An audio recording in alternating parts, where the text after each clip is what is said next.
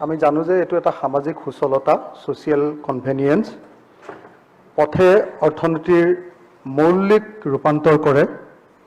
Economic transformation আনে, পথে আনে অৰ্থনৈতিক প্ৰাণচঞ্চলতা, ইকনমিক ভাইব্ৰেণ্ট। গতিকে PWD ডিপাৰ্টমেণ্টটো এইটো এটা অত্যন্ত গুৰুত্বপূৰ্ণ ডিপাৰ্টমেণ্ট। ই অৰ্থনীতি বিকাশৰ এটা মূল চালিকা শক্তি। মোৰ দ্বিতীয় কথাটো ক'বলগীয়া হ'ল যে মই আগতেও কৈ আছোঁ, প্ৰত্যেকটো যেতিয়াই ক'বলৈ সুযোগ পাইছোঁ বা বাহিৰতো কৈছোঁ, মন্ত্ৰীসকলক লগ পাওঁতেও কৈছোঁ যে প্ৰত্যেকটো ডিপাৰ্টমেণ্টৰ এটা ভিজন থাকিব লাগে, প্ৰত্যেকটো ডিপাৰ্টমেণ্টৰ কাম কৰাৰ এটা ৰোড মেপ থাকিব লাগে। যেনেকৈ ধৰক আজি PWD ডিপাৰ্টমেণ্টৰ নেশ্যনেল হাইৱেৰ লগত ষ্টেট হাইৱেৰ সংযোগ, ষ্টেট হাইৱেৰ লগত PWD পথবিলাকৰ সংযোগ, PWD পথৰ লগত গাঁৱৰ পথৰ সংযোগ, গাঁৱৰ পথৰ লগত চুবুৰীৰ পথৰ সংযোগ আৰু চুবুৰী পথৰ লগত গো বাটৰ সংযোগ।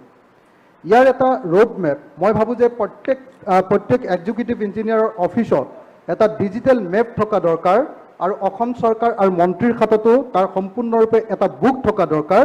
যে অসমত কিমান পথ আছে, কিমান কিলোমিটাৰ আছে, কোনটো কেতিয়া বনাব লাগিব, কেনেকুৱাকৈ বনাব লাগিব, তাৰ ইকনমিক ফেৰিবিলাক কেনেকুৱা ধৰণৰ, এই আটাইবিলাকৰ মই ভাবোঁ যে এটা ভিজন আৰু ৰোড মেপ থকা দৰকাৰ। আৰু মই এতিয়ালৈকে লোক নিৰ্মাণ বিভাগৰ সেই ভিজন দেখা নাই আৰু সেইকাৰণে আজিৰ এই বক্তব্যৰ জৰিয়তে মই সেই ভিজন গ্ৰহণ কৰিবৰ কাৰণে আহ্বান জনাইছোঁ। 3 নম্বৰ, কেৱল ভিজন থাকিলে নহ'ব, ভিজনৰ কাৰণে লাগিব, গোটেই ভিজনটো ৰূপায়িত কৰিবৰ কাৰণে লাগিব সঠিক গৱেষণা। গতিকে মই ভাবোঁ যে PWD ডিপাৰ্টমেণ্টৰ যিটো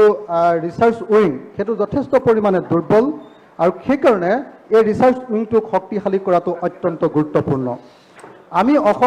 আমি দেখিবলৈ পাইছোঁ যে অসমৰ ক'ৰবাত ধেমাজিৰ নিচিনা ঠাইত একেবাৰে বালিৰে পথ নিৰ্মাণ কৰিবলগীয়া হয়, বান বিধ্বস্ত পথ আছে, সমতলৰ পথ গোটেই অসমত আছে আৰু একেটা সময়তে কাৰ্বি আংলং বা উত্তৰ কাছাৰৰ পথবিলাক আকৌ একেবাৰে পাহাৰৰ ৰাস্তা। গতিকে এই সমস্ত ৰাস্তা বেলেগ কোনো ৰাজ্যতে চাগে এনেকুৱা ধৰণৰ ডাইভাৰ্চিটি নাই। মই ভাবোঁ যে ইয়াৰ কাৰণে অত্যন্ত গুৰুত্বপূৰ্ণভাৱে আমি লোক নিৰ্মাণ বিভাগৰ ৰিচাৰ্চ উইংটোক শক্তিশালী কৰাটো অত্যন্ত গুৰুত্বপূৰ্ণ। তো তাৰ পাছত মই ক'ব খুজিছোঁ যে অসমত এতিয়া নেশ্যনেল হাইৱেবিলাকত 7খন টোল গেট তৈয়াৰ কৰা হৈছে। বিজেপি চৰকাৰ অহাৰ লগে লগে অসমত টোল গেট আৰম্ভ হৈ গ'ল। অৰ্ধসমাপ্ত পথত টোল গেট নিৰ্মাণ কৰা হৈছে আৰু টোল গেটত সদায় গুণ্ডাকৰৰ বা টোল গেটত গুণ্ডাগিৰি সদায় আমি বাতৰি কাগজত বা সংবাদ মাধ্যমত পঢ়ি আহিছোঁ। গতিকে মোৰ এই বক্তব্যৰ জৰিয়তে মই দাবী উত্থাপন কৰিছোঁ যে অসমৰ সকলো টোল গেট সম্পূৰ্ণ পথ নিৰ্মাণ নোহোৱা পৰ্যন্ত বন্ধ হ'ব লাগে। উপাধ্যক্ষ মহোদয়, মই অনুৰোধ জনাওঁ যে এই কথাটো চৰকাৰে গুৰুত্ব দিব লাগে।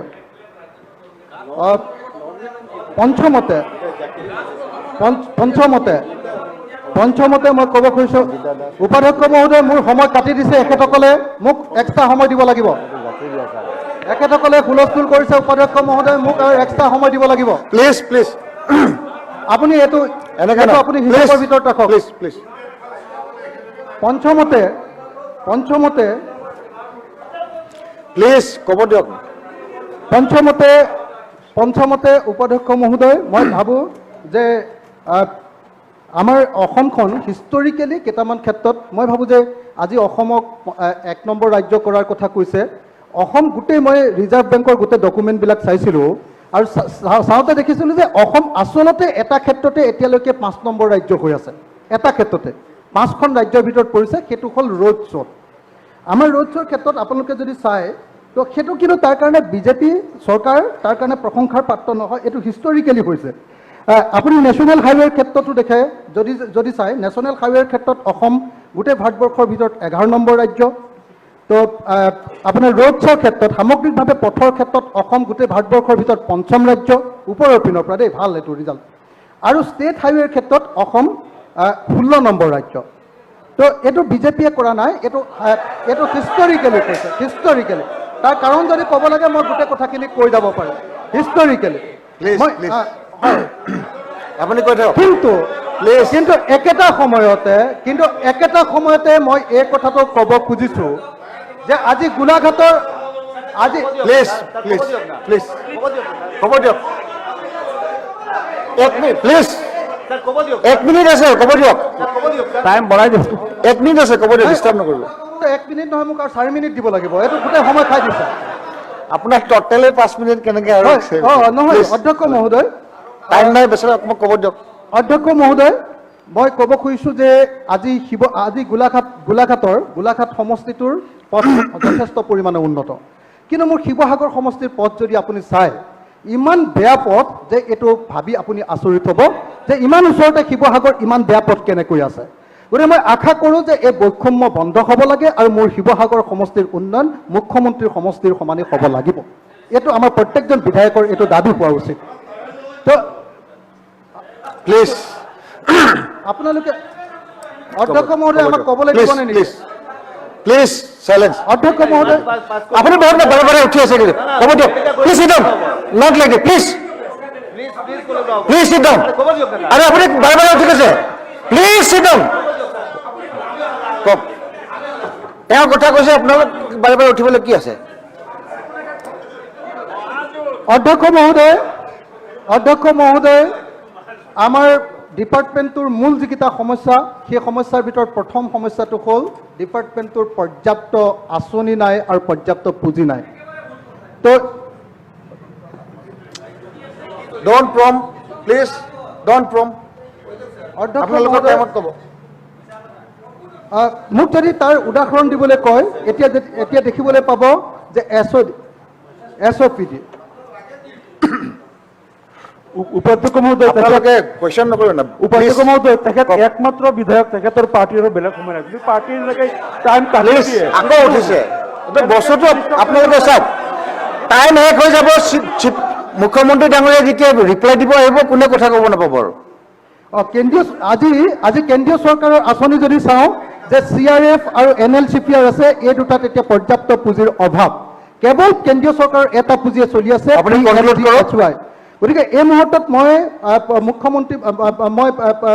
চৰকাৰক আহ্বান জনাইছোঁ যাতে এইটো হ'ব লাগে Thank you. অসুবিধা নাই মোক কথাটো Thank you. ক'বলৈকে নিদিলে শেষ হ'ল, আপোনাৰ time- উপাধ্যক্ষ মহোদয় মোক কথাকেইটা ক'বলৈ দিব লাগে ক'বলৈ time এই হৈ গ'ল, আপোনাৰ time ডিপাৰ্টমেণ্টটো সম্পূৰ্ণৰূপে এতিয়া ঠিকাদাৰৰ অধীনত চলি আছে কেইজনমান মাত্ৰ 5-6জনমান ঠিকাদাৰে গোটেই ডিপাৰ্টমেণ্টটো চলায় সিংঘি নামৰ গৌতম কনষ্ট্ৰাকশ্যনৰ অনুপম শৰ্মা অনিল দাস আৰু আনন্দ জৈনৰ নিচিনা কেইজনমান ঠিকাদাৰে মাত্ৰ গোটেই ডিপাৰ্টমেণ্ট চলাইছে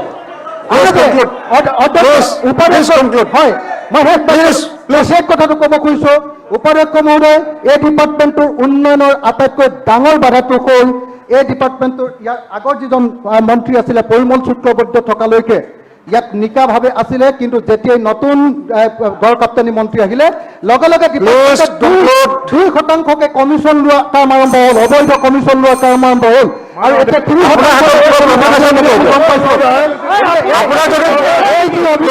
আপোনাৰ যদি প্ৰমাণ আছে আপোনাৰ যদি প্ৰমাণ আছে এইটো দিয়ক তাৰ ওপৰত একশ্যন হ'ব বিধানসভাত আপুনি এভিডেন্স লৈ পেলাই কথাটো ক'ব please conclude please conclude please conclude please conclude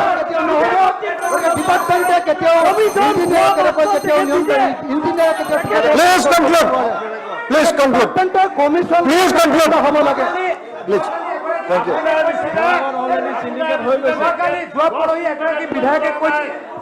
শিৱসাগৰত কমিশ্যন ৰাইজ আৰম্ভ হৈয়ে গৈছে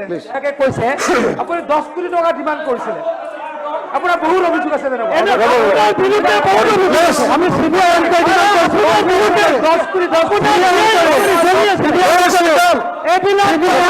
উপাধ্যক্ষ মহোদয় CBI এনকোয়াৰি লাগে CBI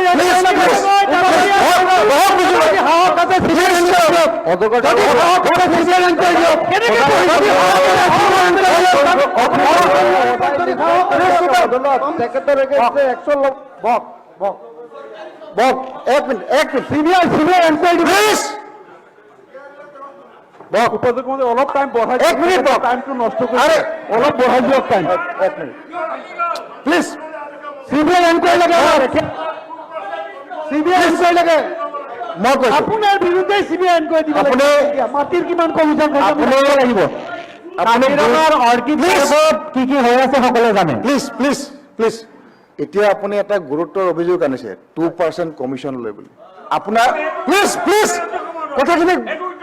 প্লিজ আপুনি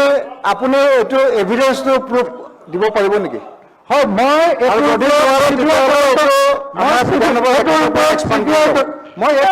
CBI তদন্ত বিচাৰিছো কৈ থাকে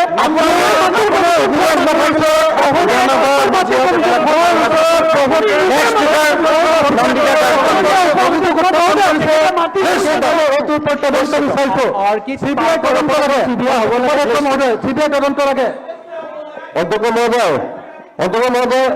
সি নিউজ পেপাৰত অহাৰ কাৰণে সদায় মানে সদনত মিছগাইড কৰি থাকে ইয়াৰ এগেইনষ্টত একশ্যন ল'ব লাগে প্লিজ চেট ডাউন আপুনি বহুত ক'লে হ'ল বক হ'ব বক প্লিজ প্লিজ প্লিজ আপুনি বহুত সময় পালে এইটো ডিছকাশ্যন হৈছে ইমান ভাল এটা টপিকৰ ওপৰত অসমৰ ৰাস্তা ঘাট দলং নিৰ্মাণৰ কাৰণে আৰু আপোনালোকে এই বস্তুবিলাক ক'ব লাগে নিজৰ সমষ্টিৰ যিখিনি প্ৰয়োজন এইটো এটা বিধানসভাৰ জেগাত য'ত আপুনি কৈ পেলাই আপোনাৰ সমষ্টিৰ কাৰণে কাম লৈ যাব পাৰে আৰু এই কথাবিলাক এৰি পেলাই ক'ত ক'ত কথা উলিয়াই আছে আপোনালোকে প্ৰমাণ থাকে নাথাকে এইবিলাক কথা প্লিজ আপোনালোকে নিজৰ নিজৰ সমষ্টিৰ কথা চবেই চিন্তা কৰক আৰু মন্ত্ৰীসকলে সকলো সমষ্টিৰ কথা চিন্তা কৰিব নন্দিয়া বাইদেউ উপাধ্যক্ষ মহোদয় প্লিজ চিট ডাউন এনেকে নহয় প্লিজ চিট ডাউন প্লিজ মাননীয় উপাধ্যক্ষ মহোদয় PWD বিভাগৰ ৰোডছ এণ্ড ব্ৰিজেছ এখেতসকলে এনেকে কমেণ্ট কৰি থাকে এগৰাকী মহিলা কমেণ্ট কৰি আছে এইখিনি আচ্ছা মাননীয় উপাধ্যক্ষ মহোদয় আমি কিয় শুনিব আপুনি